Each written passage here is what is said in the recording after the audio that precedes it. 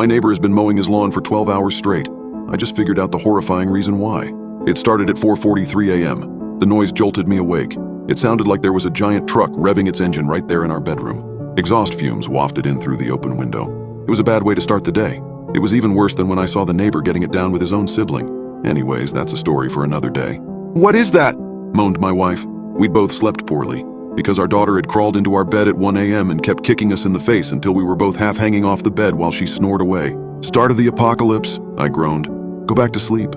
"No way can I sleep through that racket," said Vanessa. She rolled out of bed and shut the window. That helped a little, but it still sounded like war out there.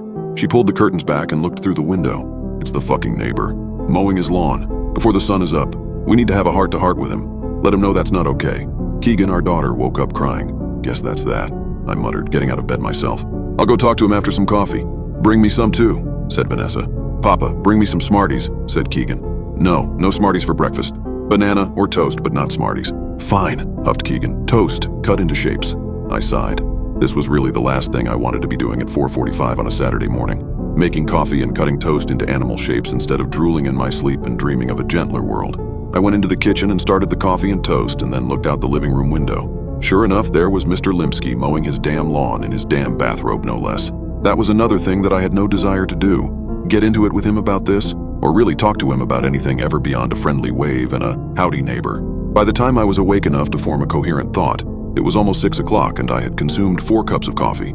Mr. Limsky was still at it, which was strange because his yard isn't very big at all. It shouldn't take more than a 40-minute mow job.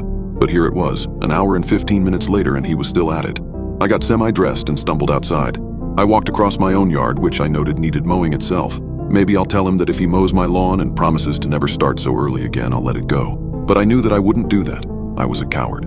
As I got closer, I observed with some confusion that his lawn was already mowed. He was going over it a second time now.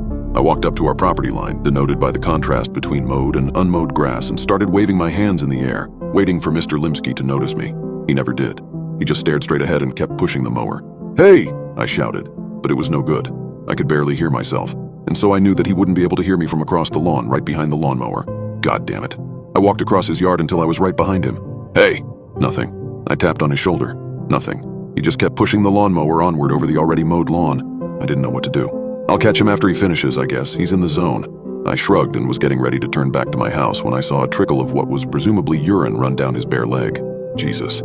I went back to my house and opened the door. Vanessa was reading a book to Keegan. She stopped when I came in and looked up. "Well, he couldn't hear me. I'll go over there once he stops. He's got to stop sometime, right? And, well, I'm a little worried about him, honestly. I saw him,